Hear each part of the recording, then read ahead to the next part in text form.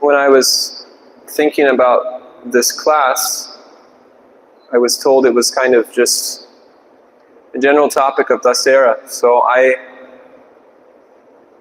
chose a verse which comes from the Brihad Bhagavatamrita of Sanatana Goswami, and it's a verse which is recited by none other than Hanuman, glorifying Lord Ram. And I'll read, we were trying to display it, but I think it didn't work. So I'll read the Sanskrit myself, and then all of us can read, or then I can read the English. Is that okay?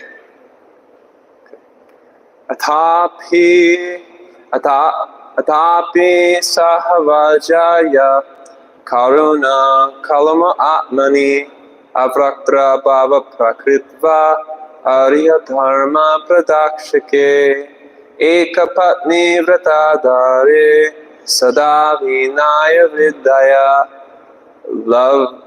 lajjaya vantana srimat Vandeto vilokane jagat rajana sildaye yodhya pura purandare maharaja diraje shri sita lakshman sevate bharata jayasi preshta sugrive varaneshvare vibhishana shrite chapa pauno dasharata maje Kausalya Nandane Srimad Raghunatha Svarupani Sashvasmin Adyati Ki Priti Mama Te Naiva Vardita. So this is Hanuman speaking to Narada Muni in the Brihad Bhagavatamrita. Anyone who knows about the Brihad Bhagavatamrita knows that it's a search for the pinnacle of devotion, the zenith of devotion. And Narada Muni is traveling practically all over the universe, interacting with various types of devotees, trying to find the most refined form of devotion. And everywhere he goes, he gets redirected somewhere else. So at this particular stage of the Brihad Bhagavatamrita, Hanuman has been glorifying the Pandavas. After having been glorified by Narada Muni, he's glorifying the Pandavas' devotion, and they reach such a pinnacle of ecstasy in their glorification of the Pandavas that Hanuman is considering leaving his service in Kimpurusha Loka, where he's been asked to stay by Lord Ram, and go to Hastinapur or Dwarka, wherever the Pandavas may be residing, in order to receive their grace, blessings, and instructions on the science of devotional service. But at that moment he restrains himself, and then he recites this verse. And the English is, even so, I simply feel more attracted to the Supreme Lord in his eternal identity as Sri Raghunath, the son of Dasarath, and joy of Mother Kaushalya. His heart always tender with natural, unaffected compassion. He is spontaneously attracted to loving exchanges with his devotees, exchanges free from any tinge of duplicity. He demonstrates how to follow properly the religious duties of a civilized people, and he upholds the strict vow of having only one wife. In the shyness of innate humility, his face always looks downward, his eyes fixed on the ground. His exalted character is pleasing to all. He stands with bow in hand, the King of Kings, the hero of the city of Ayodhya, served by Sita and Lakshman, and with Bharat as his older brother. He rules the race of monkeys as the dear friend of Sugriva, and gives shelter to Vibhishana. By my hearing of the pastimes of Krishna, the unlimited loving attraction I feel toward my own master has increased. Om Jnanatimirandasya Jnananjana Shalakoya Chakshurun Vinitam Yena Tasmai Shri Gurave Namaha Shri Chaitanya Manobishtam Stapitam Yena Bhutale Swayam Rupa Kadamayam Dadati Swam Padantikam Vandeham Shri Guru Shri Yukta Parakamalam Shri Guru Vaishnavanscha Shri Rupam Sagrajatam Sagana Raghunatam Vitam Tam Sajivam Sadvaitam Savadutam Parijana Sahitam Krishna Chaitanya Devam Shri Radha Krishna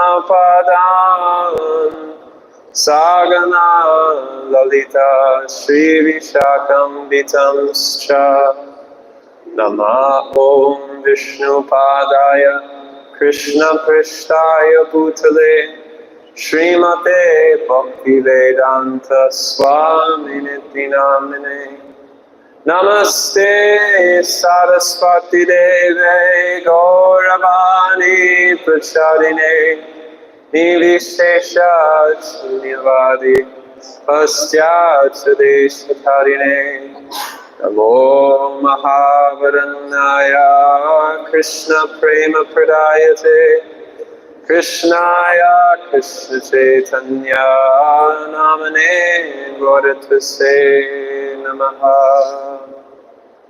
Hey Krishna Karuna Sindhu Dinabandho Jagatpate Gopeshwa Gopika Kanta Radha Kanta Namostute Tapta Kanchana Gaurangi Radhe Vrindavaneshwari Rishabhanu Sude Devi Pranamami Hari Priye Vansha Kalpatarum Desya Kripa Sindhu Devacha Patitanam Pavanebhyo Vaishnavebhyo Namo Namaha Jaya Shri Krishna Chaitanya Prabhu Nityananda Shri Advaita Gadadhara Srivasadi Gaura Bhakta Vrinda Hare Krishna Krishna Krishna Hare Hare Hare Rama Rama Rama Hare Hare Durgame Padme Nantasya Sakalat Padakate Mahur Swakripaya Stidanena Santa Santavalandanam.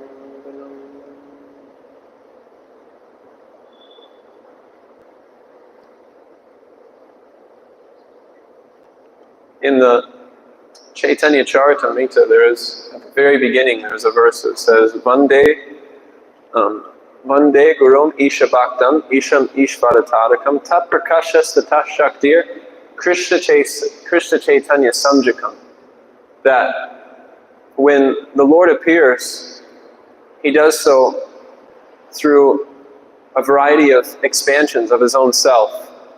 And as we know in the Bhagavad Gita, Yada yada hi dharmasya glanir bhavati bharata abhyutanam dharmasya tadatmanam srijamyaham paritranaya sadunam vinashaya tradushkatam dharmasam stapan arthaya sambhavami yuge yuge. That the Lord comes with His associates and His intimate companions age after age for the purpose of giving satisfaction to the devotees and subduing those who are of an envious nature, which create trouble in the life of the devotees. And paritranaya sadunam, this is the primary function, to give joy to the hearts of the devotees. Anugrahaya bhaktanam manusham dehamashita bhajati tadrasi grita yat shrutva tat parobhavet. That the pastimes which the Lord displays in His various forms are there to attract our minds. And He does this through His various expansions. Vande Gurum Isha Bhaktam Isham Ishvaratadakam Tat Prakashas Tatak Shaktir Krishna Chaitanya Samjakam. That the Lord is existing as His very own self, as Bhagavan, And he's existing through his various expansion in the form of Nityananda Prabhu, which in Ram Leela is none other than Lakshman. And then there is the form of Advaita Acharya, who's representing the various incarnations of the Lord, the Shakti, which is Gadadhar Pandit and Mother Sita in Ramayana, and there's Srivas Thakur, who represents the Bhakta. And to understand the Supreme Personality of Godhead factually means to understand these 5 truths in total, Panchatattva. So this is the special feature of Chaitanya Mahaprabhu's appearance, is that when Chaitanya Mahaprabhu appears, all the other incarnations are put into perspective, and how their pastimes functions, and how we can actually understand the depth of those pastimes in truth, and the nature of how these various truths of the Lord interact with each other in order to perform this pastime of Nugrahaya Bhaktanam, attracting the minds of the devotees. And we see specifically in the character of Hanuman an example of a devotee and his relationship with the Lord. Please forgive me. Thought I left this in the car.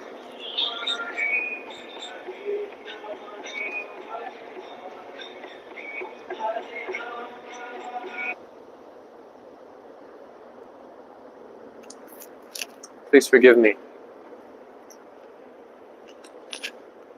We see in the relationship of Hanuman with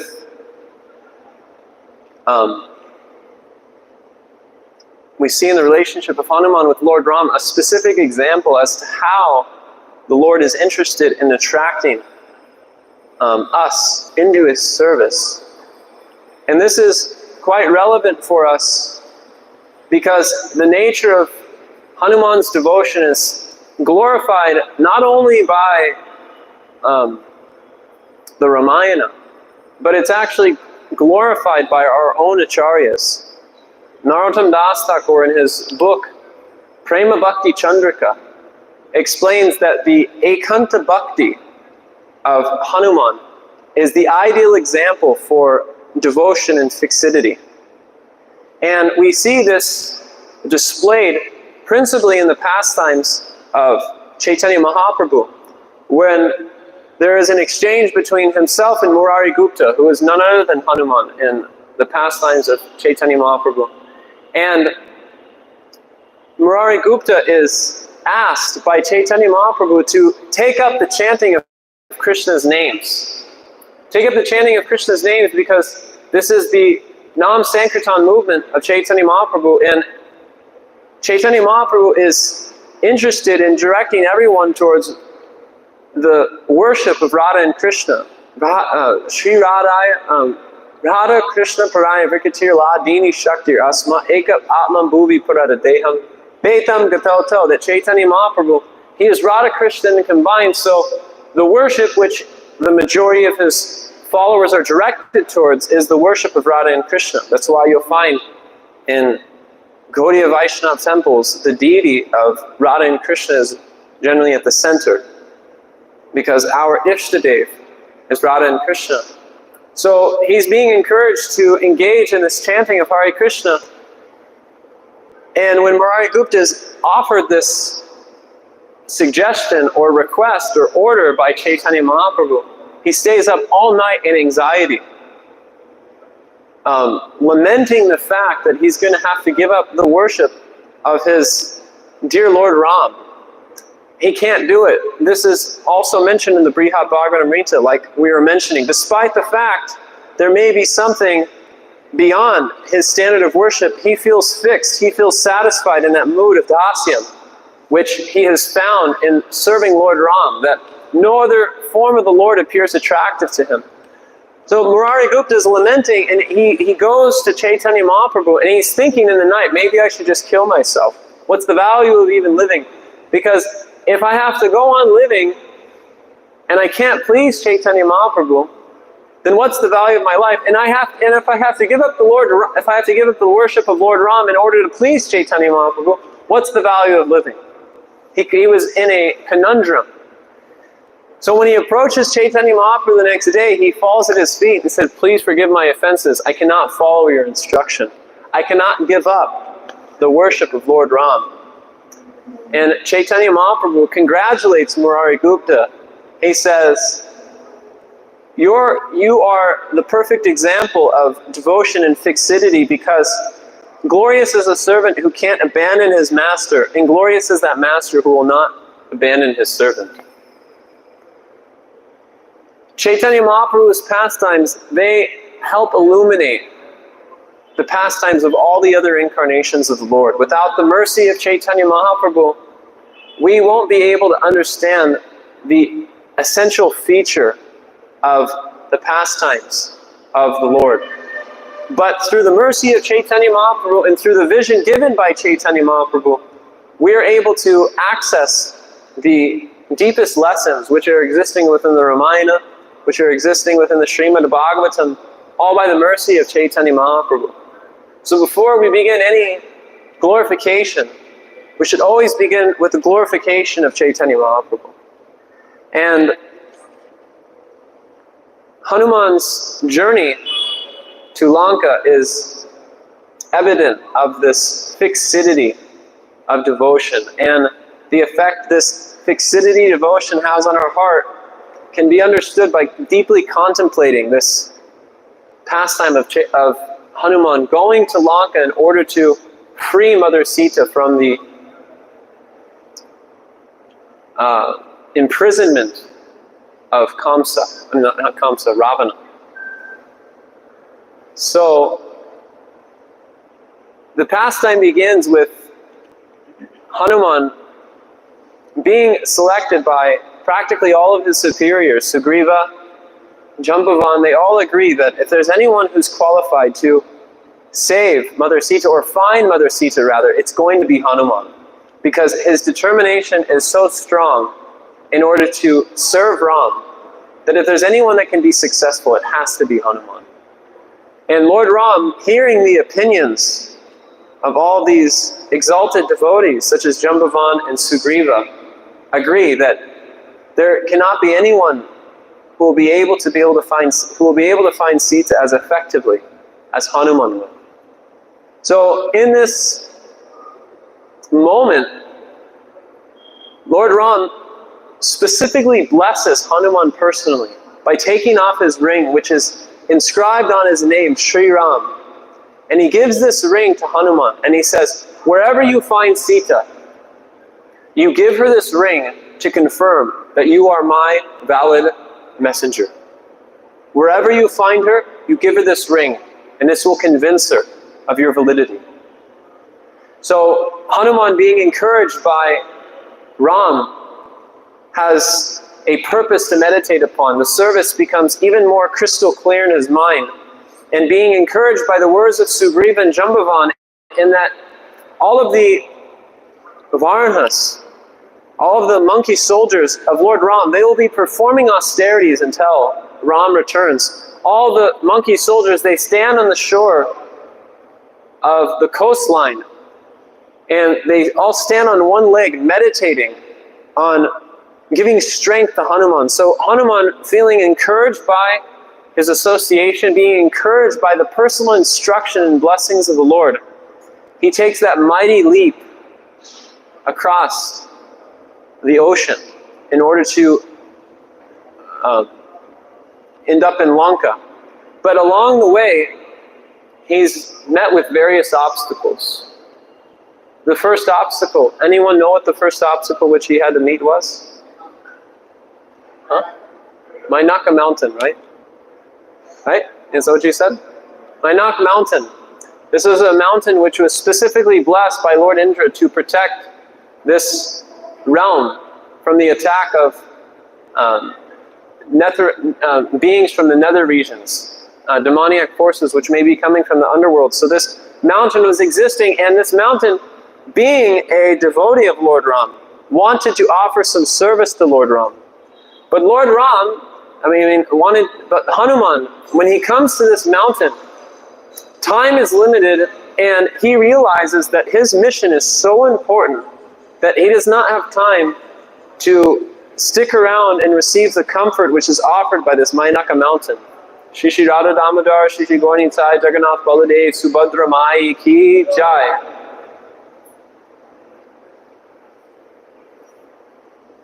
So, when Hanuman sees this mountain, in order to offer respect to the mountain, he simply touches it with his hand and says, I offer you all respect, but the service which I'm doing is so urgent and so important, I cannot give it up.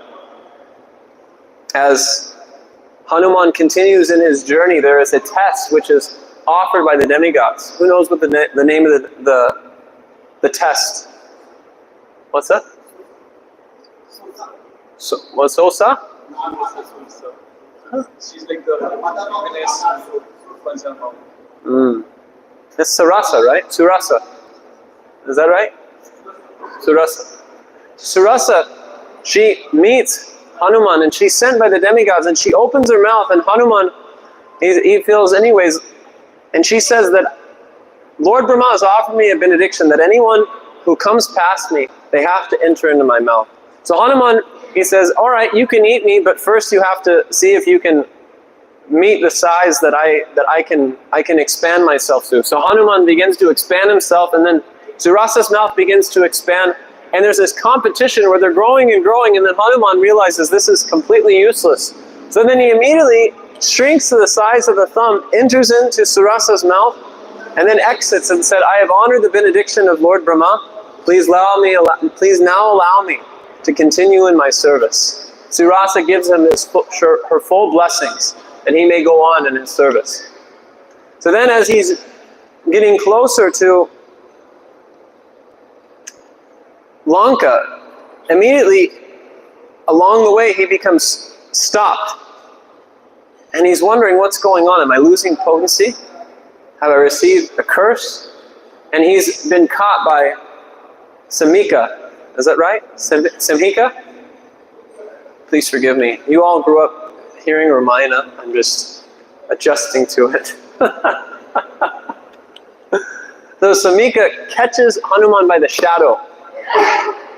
And Hanuman looks and he's wondering, how will I escape this circumstance? So you can see that she's eager to eat him. So he shrinks to the size of a thumb again, enters deeply into the mouth of the stomach, and begins ripping apart her stomach from inside. And then he exits, and she falls flat in the ocean, and he gets free. So all these obstacles which Hanuman faces, how is this relevant to us? Because in our own life of practicing Krishna consciousness, as we learn from the Srimad Bhagavatam, the path of devotion is not walked on a path of rose petals, but generally speaking, commonly speaking, more often than not, the path of devotion is filled with hundreds and thousands of thorns. Kala kalir balanindriya vairi varga Shri Bhakti Marga iyakanta kakoti rudha. Prabodhananda Saraswati says, now the age of Kali has come, the senses are very strong, my desires are out of control, and the path of bhakti has been littered with hundreds and thousands of thorns. So our service and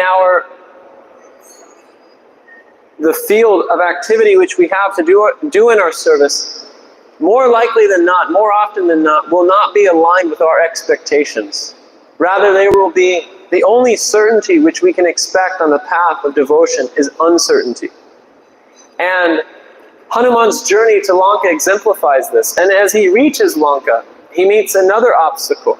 He meets Lanka personified, who's a Rakshashi demon.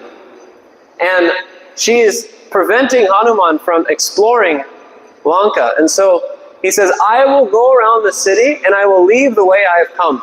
And she says, no, you will not. And she slaps him in the face with her left hand.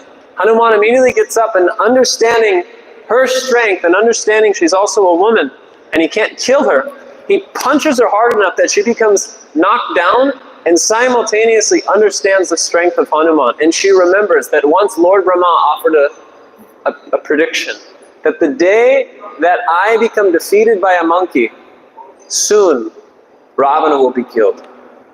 So she understands that this prophecy has now become true. And Hanuman begins to explore the city of Lanka. Now the city of Lanka is more opulent than you can possibly imagine. There's gold walls, not a speck of dust anywhere, extremely clean rooms simply for the purpose of pleasure. And as he goes around Lanka, he sees that it's just a scene of sense enjoyment, left and right, of the highest grade of sense enjoyment. And he gradually finds himself into the inner chambers of Ravana. And in the inner chambers of Ravana, there are maidservants who are scattered throughout his room, sleeping on top of each other, some partially dressed. And Hanuman begins to think, have I broken my vow of brahmacharya, having cast my eyes on naked forms of married women? And then he begins to reflect. He said, no, my service is to find Mother Sita. And anything I've cast my eyes on has simply been for the purpose of finding Mother Sita. So there is no sin, there's nothing I've done wrong, my consciousness has not been contaminated. So he goes on with his search, and eventually he becomes so distressed because he's not finding Sita anywhere. And he begins to think that if I don't find Sita, Ram is going to die. If Ram dies, Lakshman will die. If Lakshman dies, Bharata, and what's the fourth brother's name? What's it? Satrughna. He will also die. And if they all die, then Sugriva will die. And if Sugriva dies, all the monkey soldiers will die. And it will all because I failed in my service. I failed in my mission. So when Hanuman begins to think this, he says, I will not give up. I will either die, I will either fail in my mission, and I will not return, or I will die trying to become successful. So he gains new strength, and eventually this finds him. He casts his vision, and he finds a grove of Asoka trees. And in those Asoka trees, he sees Mother Sita sitting there, being guarded by thousands of Rakshashi women who, some of them, they have noses on their foreheads, and some of them are dwarfs, some of them are hunchback. They're extremely ugly, guarding Mother Sita, and Mother Sita is in such a lamentable condition. And Hanuman, he sees Ravana entering, and Ravana tries seducing Sita once again. He says, my dear princess, your face is so beautiful, your form is perfect. How can you spend your youth simply lamenting over this Lord Ram who will never come here and save you? Better you become my queen, and you will be given all fortune, all facilities for enjoyment. Why don't you just join me? And Mother Sita holds up a straw between her and Ravan, and says, I will never touch you. I've been married under religious principles, and I know that Ram will come and save me. I would rather die than touch you. And Ravana becomes infuriated. He says, if I was not blinded by my lust for you, I would kill you right now. But in 2 months, 10 months have passed, and I have given you 1 year to agree to become seduced by me. If you don't succumb to this request within 2 months, I will surely kill you. No more will my lust blind me. And this, Hanuman is observing all of this, and his heart is aching, seeing the abuse which is being cast upon Mother Sita. As Ravana leaves, the Rakshashis begin to harass Mother Sita unlimitedly. And eventually they become so exasperated with Mother Sita's disposition that they eventually depart ways and give her some space. And in this moment, Hanuman begins to think, how can I tell Mother Sita? Should I speak in Sanskrit? Should I speak in the tongue of Ayodhya?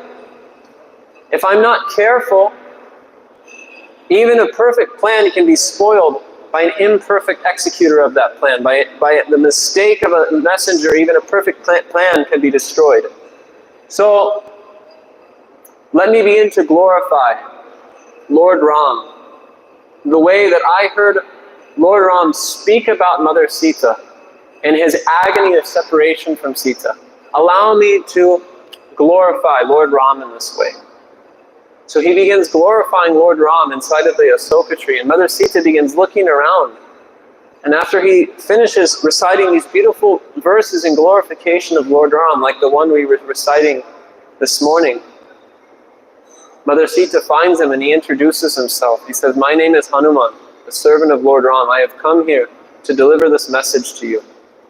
And then giving her the ring, he says, "I can save you right now. I can free you from this chaos. Please come with me." He says, "Hanuman, first of all, you're just a monkey. And not only that, you're a very small monkey." And then Hanuman begins to expand. "I can put you on my back, and I can save you now."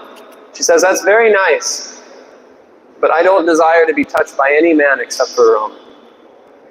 Hanuman, understanding her chastity, he promises her, "I promise you that Ram will come and save you. That Ram will come and save you, and Ravana will be killed. You mark my words." So before Hanuman returns, he does a side mission. He decides he wants to do some espionage to see what is the power of Ravana's infantry.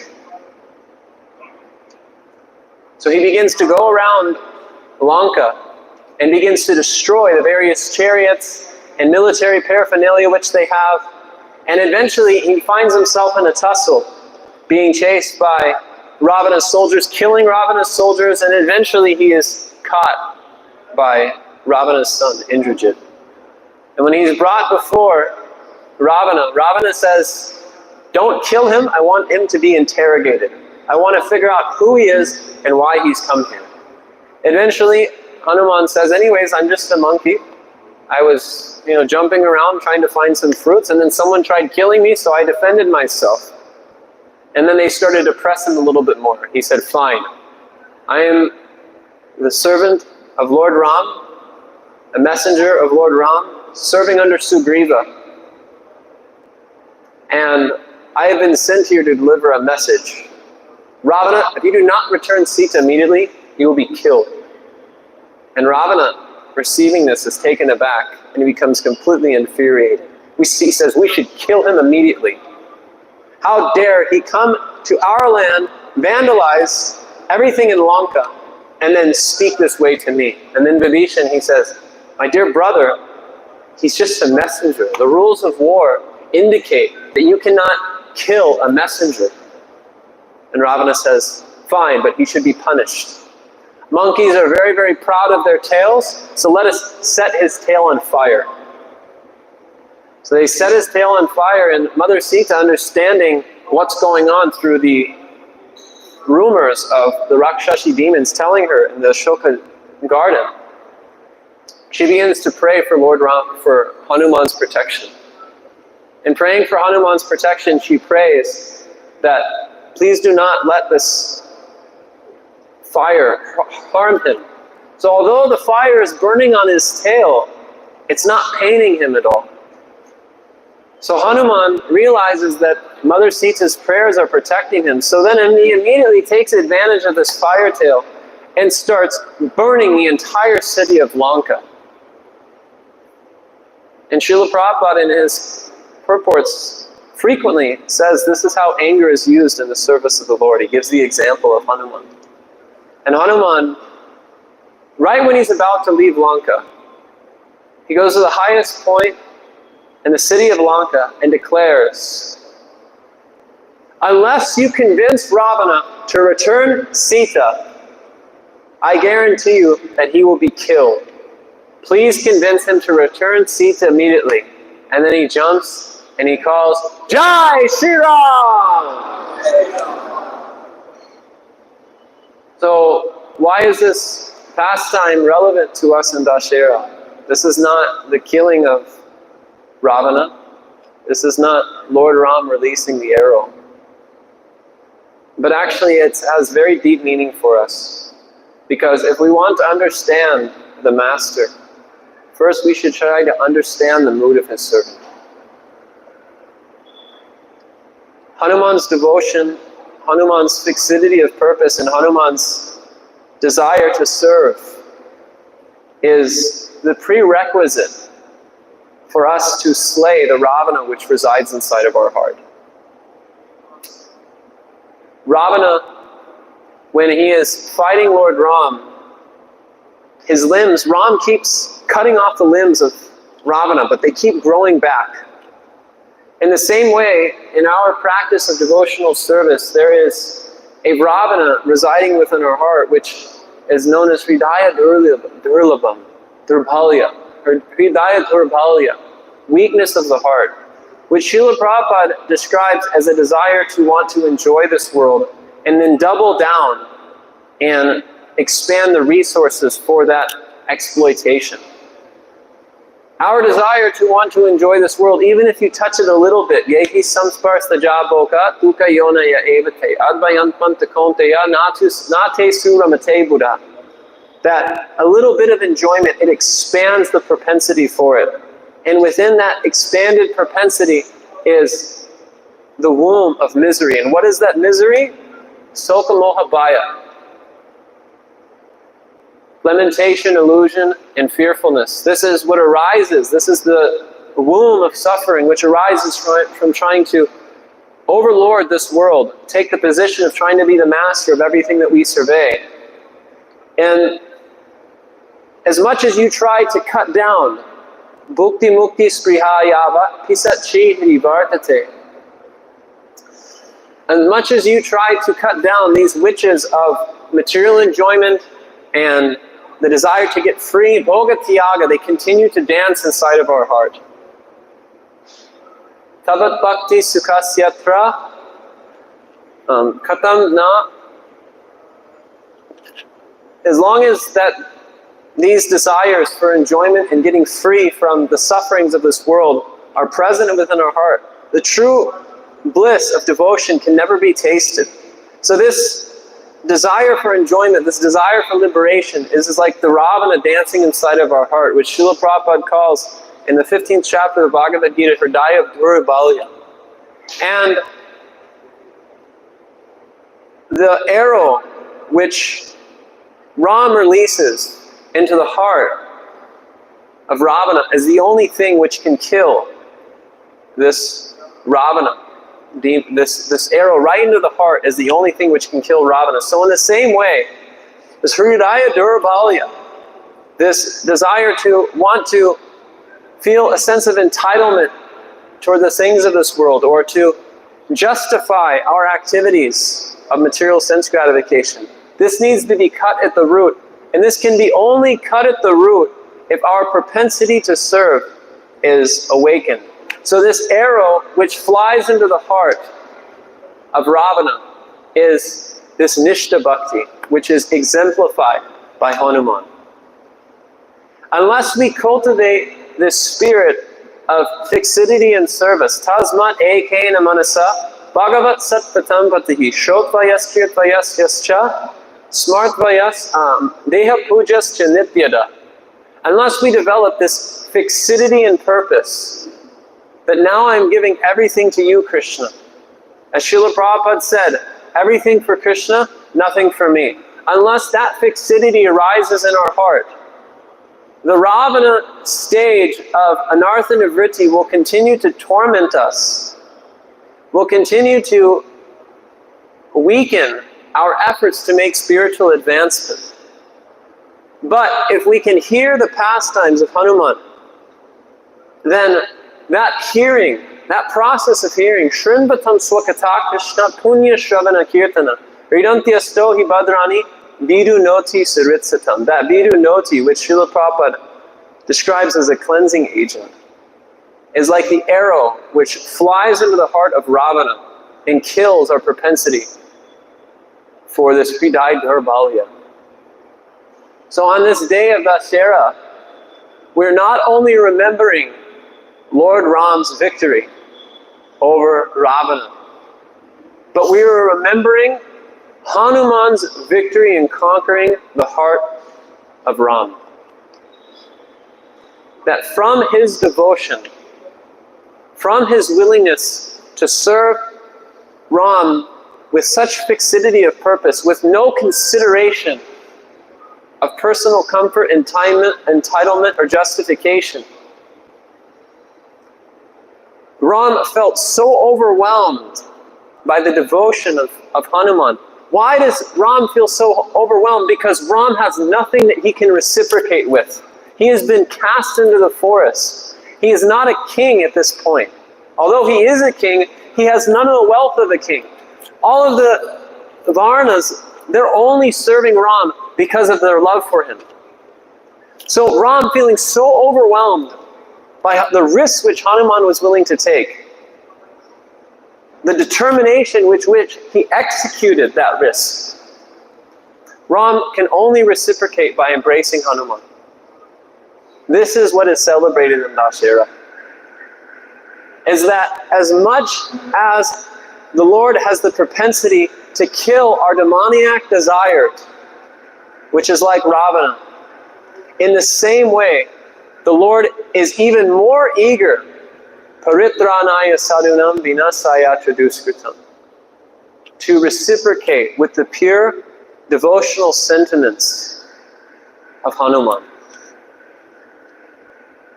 So I seek all of your blessings that on this day of Dashera, that the words which I am speaking can actually become a reality in not only my life, but the entire world. Swasastu vishvasya kalo prasiditam dayantu bhutani sivam matodya manastapadram padatara hoksaje aveshitam no matirapi hoitsaki. That in this world which is so overcome by this Ravana-like desire for power, prestige, and position, that may all these envious people give up this propensity and turn towards the service of Krishna and become enlivened by the Sankirtan activities of Sri Chaitanya Mahaprabhu. Hare Krishna.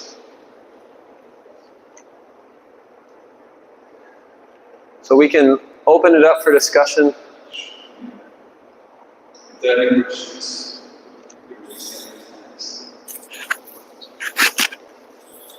Prabhu, you were explaining the obstacles on the way to Ganga, which Hanumanji faced.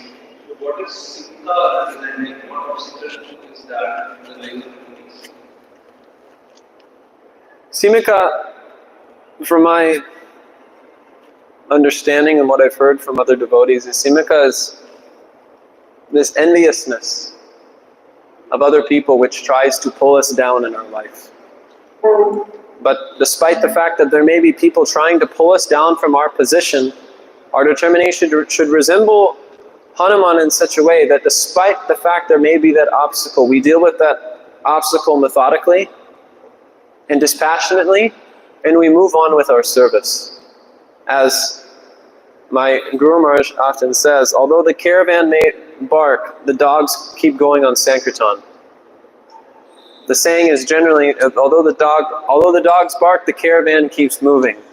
So in the same way, there'll be so many obstacles, internally and externally, but through a mood of patience and prayer and a desire to want to go on serving the instruction which we've received from higher authorities, the obstacles which are put before us by envious people, which Srila Prabhupada explains in the Chaitanya Charitamrita is natural, that those who want to spread the Krishna consciousness movement will surely be met with the obstacles which are placed before them by men who are like hogs and dogs. That is natural, he says. But if one adheres to the instructions of the 6 Goswamis, one can overcome those obstacles and the desire for the transcendental service of the Lord will be fulfilled. So adhering to the instructions of the sixth Goswami means carrying forth in our service despite the fact there may be obstacles, and seeing that the mission of our previous acharyas continues on into the future. Hare Krishna. Any other questions to others? और किसी का जो एक बात भी सही है कि संलग्न होकर प्रश्न दो हाथ का कर सकते हैं। व्यवहार तो बात कितनी मैंने बात सुन रहे थे प्रश्न का व्यक्ति प्रश्न दो हाथ का कर सकते हैं। So I have a question. First of all, thank you so much for the most amazing Ramachandra and stuff so far. I was comparing to the Shaya, and at least in North India, the whole celebration has been so, I would say, distant from philosophical aspects that we share. So there are no doubt that techniques drawn very tall. So like one in Delhi, 120 feet tall. Oh my God, that's impressive. Yeah, so there are many factors that people enjoy. Hardly there are discussions, of the kind that you initiated and you described. Teaching that also like how more important than killing Ravana and celebrating his, his say, assassination, or I don't know what's the word. It's so important to meditate upon there are thoughts that carry hearts and which can be killed by through devotion to Lord Ram as Hanuman backwards and as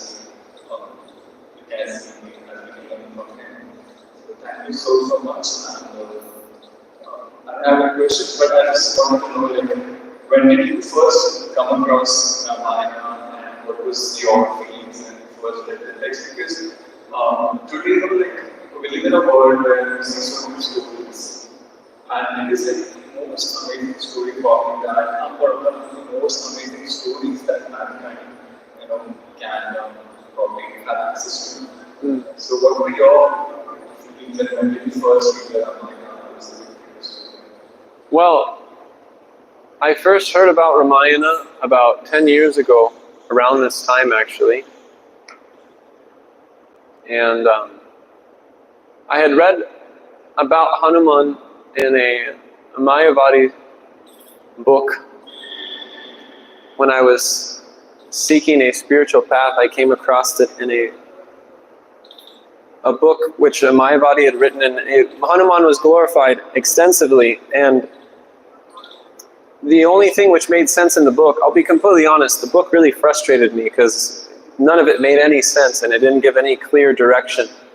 It seemed very emotional and unsubstantial and lacked purpose. But I remember the one thing which stood out to me in the entire book was that Hanuman is the perfect servant of God.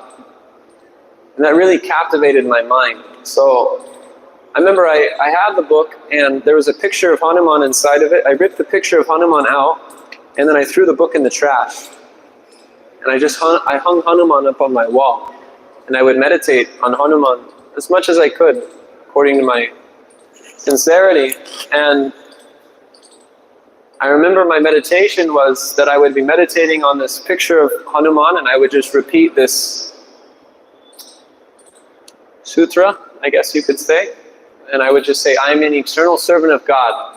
I'm an eternal servant of God. I'm an eternal servant of God. And I would just repeat this to myself over and over again, meditating on the picture of Hanuman.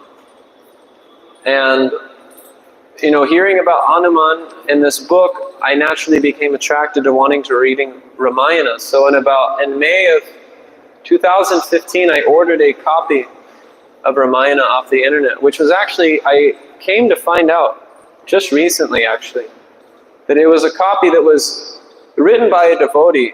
It's a very small edition. It's very much compacted edition of the Ramayana, but it's written by a devotee named Ranchor Prime from London, or Ranchor Prabhu. He's a Prabhupada disciple.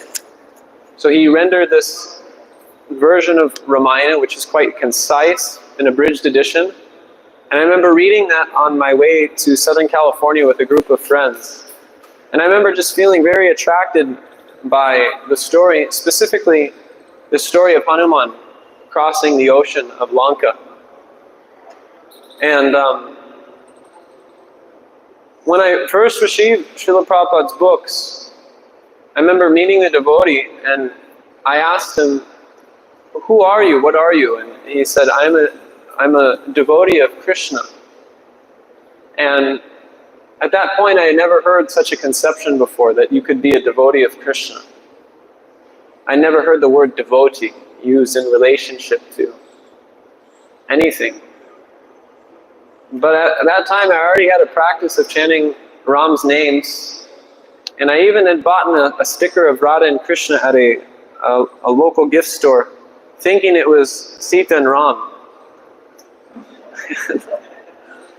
I was quite ignorant. But somehow Krishna, he had his way of finding himself into my life. And so when the devotee told me that he's a devotee of Krishna, I told him, well, if I'm a devotee of anything, I would want to be a devotee of Hanuman. And I've thought about my journey in Krishna consciousness in relationship to Hanuman many times, and I feel that because of having that picture and seeing it and having that attraction to Ramayana early, before I even came across Prabhupada's books, by the mercy and blessings of Hanuman, inconceivably, somehow I was able to come into the association of devotees, even though I don't deserve it, and I'm still wondering how you're all keeping me around. I feel very fortunate to have been blessed with the opportunity to come in contact with the glories of Lord Ram, even before I had seen or heard Srila Prabhupada's books. And when I read Srila Prabhupada's books, what captured my attention was what I heard those years before, that Hanuman was the perfect servant of God. And when Srila Prabhupada says that the highest conception of life is to be the servant of God, I felt this is the life for me. Whatever this person is saying, whatever this author, Srila Prabhupada, is saying, whatever he's saying must be true, because the highest thing which I've come to understand before, he's bringing even more depth to it. So that's a few words about my own journey with Ramayana. Thank you so much, Prabhu. I did not know that you have such a deep connection with Lord Hanuman. Thank you so much for sharing it. Yeah. Hare Krishna.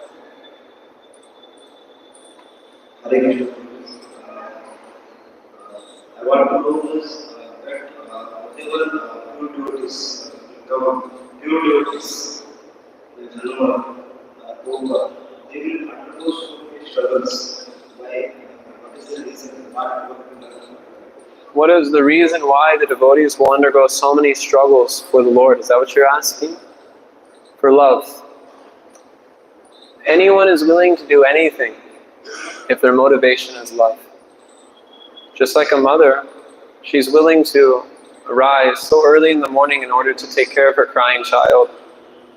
And a father is willing to work so many long hours in a company which he may not like. But what's the driving force behind it is that there's some love there. And there's a limit which we have in our material relationships, but the inconveniences which the devotee is willing to accept for the service of Krishna is innumerable. As Queen Kunti says, Vipada Shastita Shashvat Tatra Tatra Jagat Guru Bhavatam Darshanam Yatsyat Apurnam Bhavadarshanam. That I pray that these inconveniences come over and over and over again. Because in the midst of these inconveniences, I'm able to see you over and over again. So actually, we should not expect an easygoing life in devotional service. We should expect a life full of uncertainty, a life full of reversals, a life full of disappointments. But those disappointments, those reversals, are only offered by the Lord to intensify our eagerness to remember Him, to depend on Him, and to fully surrender to Him. So these obstacles which are put in the life of Srila Prabhupada and put in the life of so many devotees, they're there to set an example for us that this is where you should be going in terms of what you're willing to sacrifice to serve me. This is the standard. Please come to it. Thank you.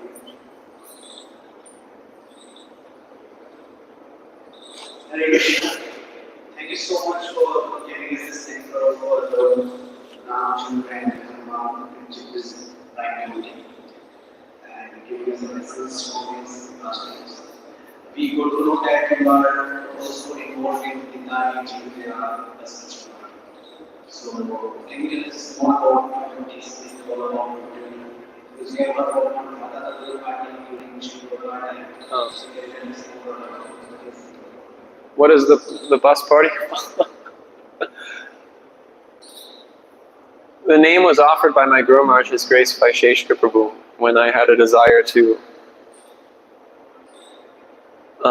expand the service of traveling Sankirtan. Unfortunately, that hasn't completely materialized the way I would like it to, but I've recently been relocated to ISKCON of Silicon Valley. So I'm hoping that the concept of Nitai Jiva Doya will expand, and all I can say in relationship to your question is TBA, to be announced. My efforts with the Nitai Jiva Doya party have mostly just been me traveling with one other brahmachari for the past 8 years, all over the country, distributing Srila Prabhupada's books at music festivals. And our most honorable achievement, which was recognized and blessed by His Holiness Gopal Krishna Maharaj, was we distributed 100 Chaitanya Charitamrita sets in the course of 2 months. And just recently, in the course of 4 weeks, traveling to Utah, Mount Zion, Arizona, Zion National Park, Arizona, and Idaho, our team did a total of 22 sets of Srimad Bhagavatam, 4 sets of Chaitanya Charitamrita, and yeah, that's it. So we have a mission in North America right now, and actually all over the world, to expand the global distribution of Srimad Bhagavatam through the festival of Bhadra Purnima. And the more that, especially the devotees in India, can begin to think about how do we expand this mass distribution of Srimad Bhagavatam, the better. One thing which we've recently adapted in North America for traveling Sankirtan, to see that university students are given the opportunity to get Srimad Bhagavatam, is we have adopted the method of Tamal Krishna Maharaj and the Radha Damodar bus party, in which when Srila Prabhupada told them, you must distribute big books, he came up with a scheme that they would distribute small, medium, and Back to Godhead magazines, and as when people would give higher prices up to that point, they would just give them more of the small and medium books. And giving them more of those small and medium books, that would cover the price. So someone gives $5, you get 2 medium books or 2 small books, and then a Back to Godhead magazine. So Tamal Krishna Maharaj, he came up with this strategy that instead of giving them more of those books, you just give them a smaller book, and that increases the profit margin. And then every once in a while, you start giving out these big books. And from applying this scheme, the Radha Damodar bus party became the biggest book distributor in North America of big and maha big books. So we've recently have developed a similar strategy where we distribute small and medium books, and people give an average donation $5, $10, and we just give them those small and medium books. And then when people come up and they show interest in the Srimad Bhagavatam, we have a policy of pay as you like for students. That students, they generally don't have money, but they may have a desire to read Srimad Bhagavatam. So in the mood of Nitai Jiva Doya, we make the price of Srimad Bhagavatam pay as you like, or PAL. So people just, if they have a desire, they can give whatever they like for it. They can take the full set of Srimad Bhagavatam, and by doing this, we are able to expand our distribution of Srimad Bhagavatam, expand our distribution of Chaitanya Charitamrita. So this is our humble efforts in Srila Prabhupada's book distribution service, but to be continued, because I hope that next time I come, I can have more news regarding the activities of the Nitai Jiva Doya Bus Party. So on the Bhadra Purnima, we watched 9 dishes from the ISKCON. So now we were doing solutions for Srila Bhadra, and to this 11 Bhagavatam sets, 21 Bhagavatam sets. So that was a very encouraging drive for the ISKCON. So what is the experience when you say, approach people at CPH live? So how much percentage for the new person, how much they donate, how they receive that?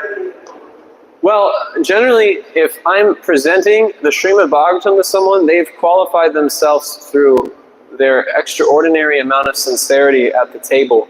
And it's clear that they're going to take something to begin with. So I just ask them the question, how much do you like to read? And I say, oh, I really like to read. I said, you read a little or a lot? And they say, I read a lot.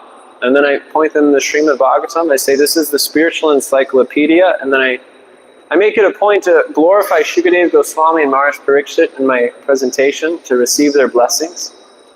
And then I just ask them, would you like it? And then some people will say, yeah. And then I say, well, in a bookstore, this will cost a few $1,000s. It costs us $180 to print. But for the month of Bhadra, in glorification of Srimati Radharani, the goddess of fortune, we're just asking people to pay as they like. And most students, I've had students, I met a girl at a university that was probably this tall and very, very small. And she gave $300 American for a full Srimad Bhagavatam set. And then I told her, excuse me, miss, these books are bigger than you, so I think you're going to need a cart to bring it back to your dorm. So then I had her cart, I let her borrow our cart, and then she carted it back to her dormitory or her hostel where she was living, and she returned with the cart. Another girl, that same school, she came up to the table and she said, oh yeah, I just love reading Bhagavad Gita. And then she started telling me how much she liked Kalima. And I started telling her the story of Jarad Bharat and how Kalima cut off the heads of the dacoits. And she said, oh, I just love hearing about this type of stuff. It's just great. So then I started telling her about Nishingadev, and I told her, yeah, Nishingadev, he ripped apart Hiranyakashipu and then he wore his intestines as a garland. And she said, whatever that is, I need to buy it. So she bought a full set of Srimad Bhagavatam and took it back to her house. And this girl was super enthusiastic. I said, miss, would you like to use the cart to bring it back? She said, no, I want to carry it. And she just carried the full set back to her dorm. And then these things happen all the time. This is just, when you go out and you make it a point to distribute Srimad Bhagavatam, and you're depending on Lord Chaitanya, you're depending on the mercy which is flowing through our Guru Parampara. Miracles will take place, but we need to put ourselves in a position to see them happen. So this is happening on the street? This is happening at university campuses in America. So I also heard there is a weekends, weekend ISP.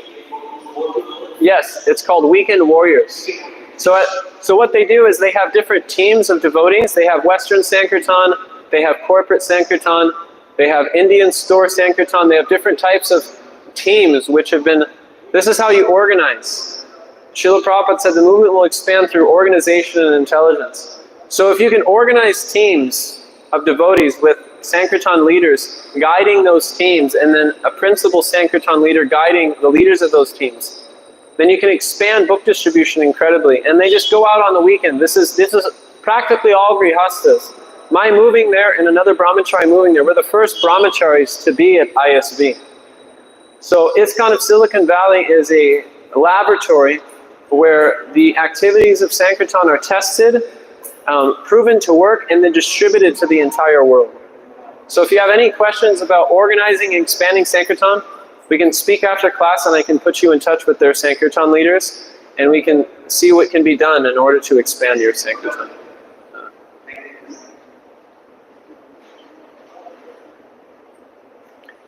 So, thank you so much, Prabhu, for such a, I would say, insightful class on Ramayana about the flexibility of the devotion of Sri Hanuman and the challenges that Sri Hanuman comes across by this Lanka and the devotion of Mother Sita and her chastity. And the viewers are recognizing us within our hearts, which are very can actually be killed by our Ram through devotion to him, the way Hanuman practiced. Thank you so much, and also incredibly thankful for the amazing Sankirtan stories, Srimad Bhagavatam, Mr. Krishna, and America. Thank you so much. So we would like to thank His Grace Prabhu by chanting Hare Krishna Mahamantra. Hare Krishna, Krishna Krishna, Hare Hare Ram, Shri Ramachandra ki, His Grace Prabhu ki, Shri Krishna.